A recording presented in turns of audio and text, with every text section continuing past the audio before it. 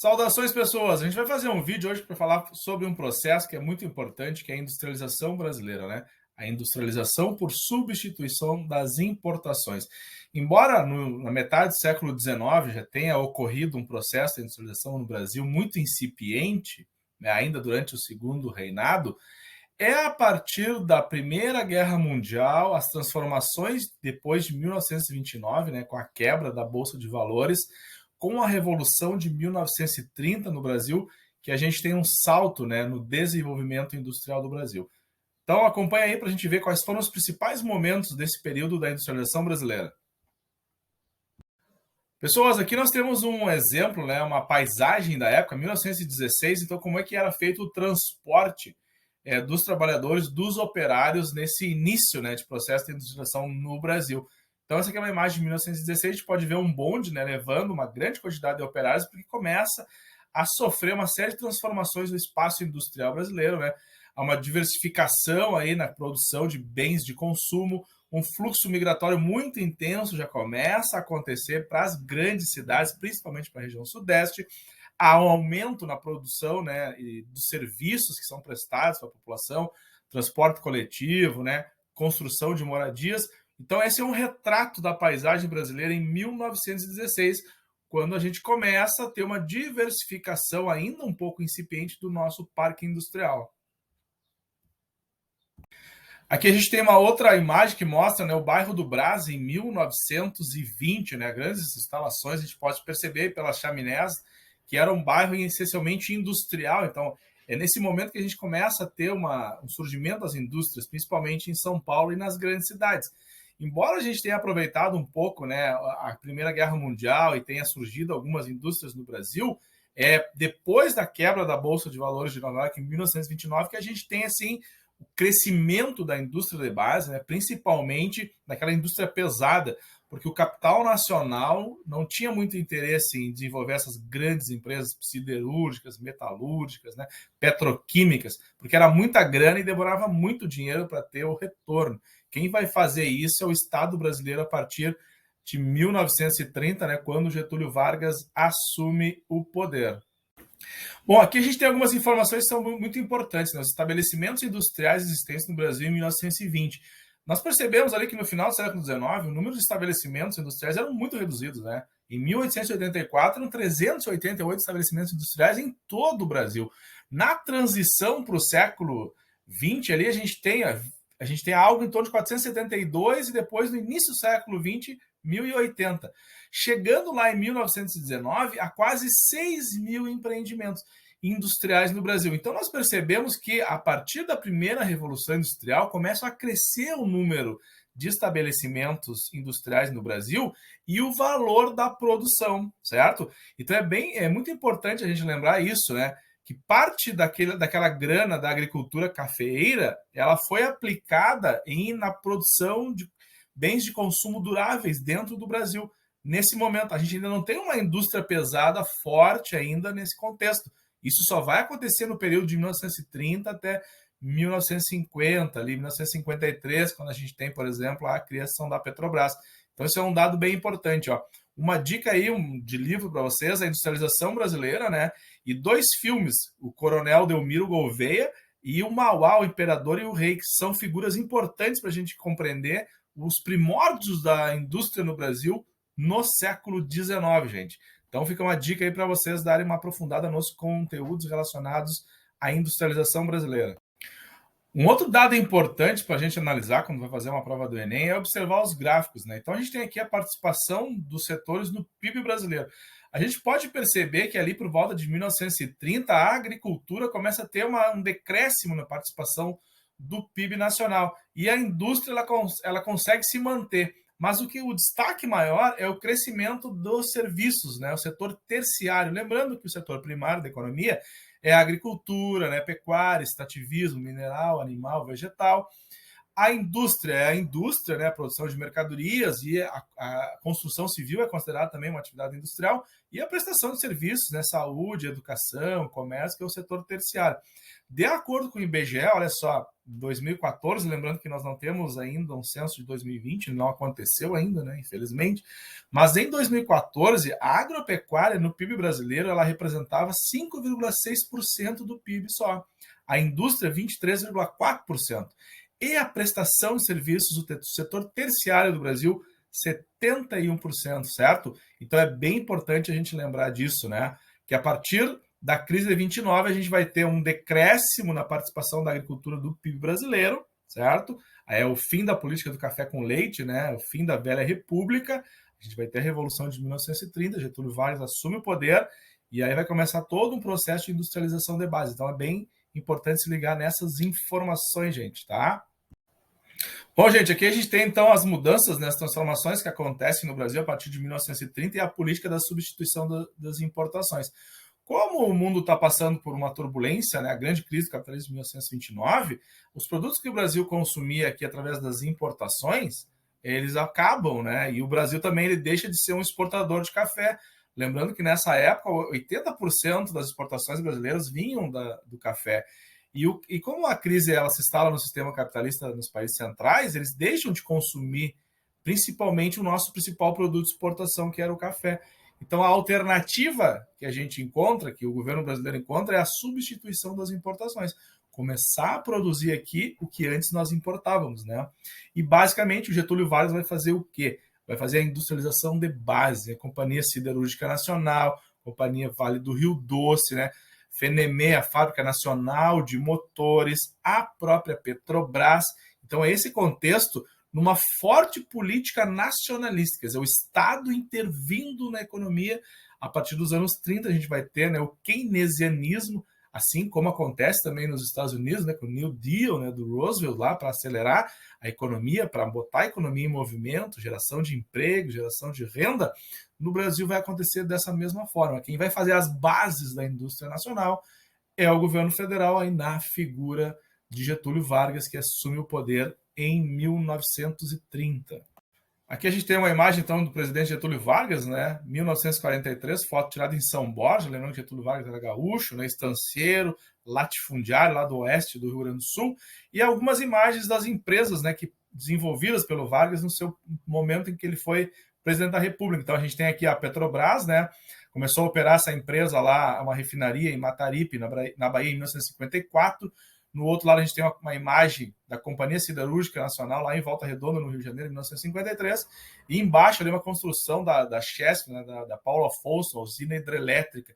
Então, assim, os setores de economia, da economia que o Getúlio vai investir, basicamente é energia, fonte de energia, produção e transformação de matéria-prima para alicerçar o processo de industrialização brasileira. Lembrando que Vargas vai ficar do poder de 1930 a 1945, ele é deposto, né, tem fim o Estado Novo, e ele retorna em 1951 através do voto popular. Vargas fica 19 anos, então, no comando, né, do Brasil, naquele período ali da primeira metade do século XX, pessoas.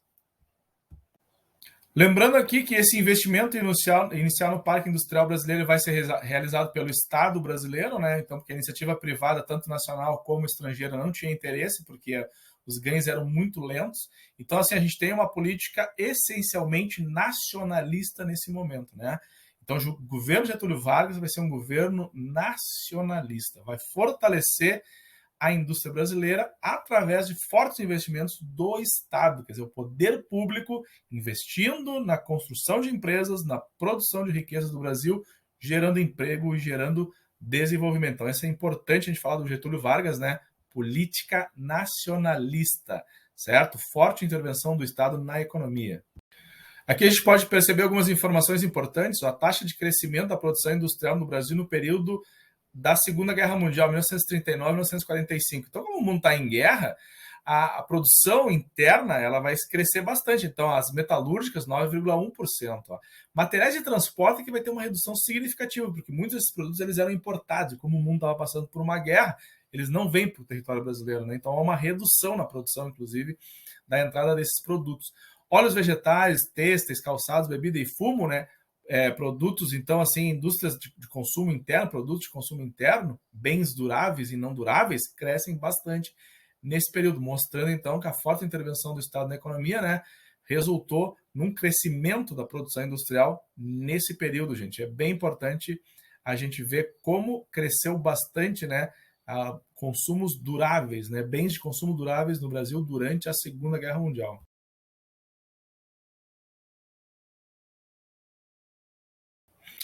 Então, basicamente, fazendo um resumo aqui, a síntese histórica, né? Logo depois da saída de Getúlio Vargas, então o general Eurico Gaspar Dutra vai assumir o poder, vai ficar de 1946 a 1951.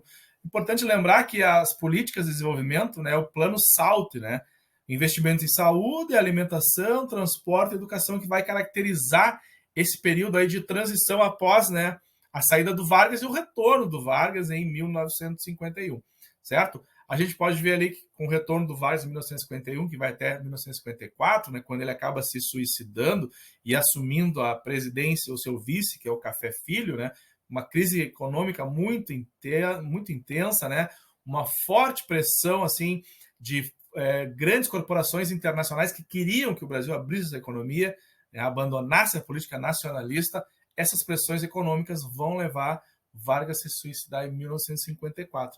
Mas então ele vai criar o Banco Nacional de Desenvolvimento Econômico e Social, né, o BNDES, em 1952, que é fundamental para desenvolver a economia no Brasil, investimentos em infraestrutura. Ainda hoje o BNDES é o grande responsável, inclusive com grandes empresas pegando dinheiro estatal, né, com juros baixos para desenvolver a economia do país. A Petrobras, em 1953. Então são aspectos importantes, né, do Getúlio Vargas e, lógico, aqueles setores liberais da economia brasileira, do empresariado brasileiro, da política brasileira, vão começar a pressionar Vargas e ele acaba se suicidando em 1954, é a sua famosa carta testamento, que vale a pena dar uma olhada, né? Ali ele vai deixar alguns indícios, aquelas forças poderosas obrigam ele a levar aquela atitude que ele leva se suicidando. Logo depois, então, vai vir o entreguista, né, como a gente costuma falar, o governo JK, Juscelino Kubitschek, e o seu plano de metas, né, 50 anos em 5, né, a ideia de trocar, então, a sede do governo federal, que era no Rio de Janeiro, para Brasília. Então, era um momento de grande endividamento externo brasileiro e de abertura do capital industrial brasileiro para a vinda das transnacionais. Então, esse é um momento bem importante, né, uma virada histórica, assim, em relação ao desenvolvimento industrial brasileiro e econômico. Deixa de ser com base nacional e começa a abrir a economia para as empresas transnacionais, que começam a chegar em grande quantidade durante o governo JK. Como esse é o momento, gente, do ingresso do capital estrangeiro, né, principalmente nos setores automobilístico, químico, farmacêutico, eletrodomésticos, né, começa a diversificar o parque industrial brasileiro e começa a atrair pessoas de várias regiões, principalmente da região Nordeste. Então a gente tem uma imagem da chegada de imigrantes nordestinos da cidade de São Paulo em 1958. Então isso é bem importante, porque o Brasil ele vai se tornar um país urbano a partir de 1970, em grande parte resultando desse fluxo migratório para as grandes cidades. E naquele momento, notadamente a região sudeste do Brasil, principalmente o estado de São Paulo, né, que ainda hoje detém o maior parque industrial brasileiro e começa a crescer e se diversificar, principalmente aí na segunda metade do século XX. Então, a questão da imigração é bem importante, tá? A imigração, principalmente de nordestinos, vindo para a região sudeste, principalmente São Paulo, né, para tentar mudar a sua vida e arrumar um emprego melhor na cidade, que muitas vezes era uma ilusão, né? Vai gerar uma grande regiões periféricas, né, áreas periféricas, submoradias, uma dificuldade muito grande na vida, né, e uma necessidade de investimento em infraestrutura do Estado que muitas vezes, infelizmente, não aconteceu. Bom, galera, aqui a gente tem, então, já nos anos 60, né, 1961, 1964, o governo João Goulart e as tentativas de reforma de base, né? Lembrando que com a renúncia do Jânio Quadros, o João Goulart assume. Na verdade, ele não assume, ele se torna o presidente, mas como ele está fazendo uma viagem no exterior, embora o Goulart também seja um latifundiário, né, da região daqui do Rio Grande do Sul, região de São Borja, mesma região do Vargas, com fazendas no Uruguai, fazendas na Argentina, ele é visto como um progressista pelo campo mais conservador da política brasileira dos anos 60. Né? E naquela época se elegia um presidente por uma chapa e um vice-presidente por outra. Então, o Jânio Quadros foi eleito presidente e tu votava no presidente e tu votava no vice-presidente. Então, o Goulart era um vice-presidente de outra chapa. E como ele tinha essas ideias, e infelizmente, né, iam contrariamente à concepção política da época, ao conservadorismo da época, por exemplo, o que o Goulart queria fazer? As tais reformas, né? Sistema tributário, sistema eleitoral, investimentos na educação e saúde, reforma agrária. Então, esse plano de reformas não agradava a elite brasileira dos anos 60. Então, se instala no Brasil parlamentarismo, né? O Goulart vai ser o presidente, mas não vai mandar nada. Em 1963, depois de uma crise econômica, a inflação subindo, né, a economia não decolando, há um plebiscito e o Goulart assume, aí volta ao sistema presidencialista. Né? Em 1964, então, a gente tem o fim desse governo com a ditadura militar, civil-militar, que se instaura a partir de 31 de março, 1º de abril de 1964, além, é claro, né, de todo aquele contexto da Guerra Fria e a paranoia do anticomunismo, né? Então, uma das justificativas, né, para a ditadura militar de 1964 foi isso, né? Combater o comunismo. Parece que a gente está vivendo isso de novo, né? Num certo aspecto, requentada essa paranoia anticomunista da Guerra Fria para 2021. Mas basicamente é isso, ó. O governo João Goulart, as reformas do Goulart, que era a reforma agrária, sistema educacional, sistema tributário, taxar a remessa de lucro, né, das empresas para o exterior, isso não vai agradar a elite brasileira e ali a elite internacional. Então a gente vai viver um regime aí, militar de 1964 até 1985. Pessoas, então a gente chega em 1964, né, a instalação da ditadura civil-militar brasileira, porque teve grande participação da sociedade civil, com um golpe em 1964, uma ditadura que vai durar aí até 1985.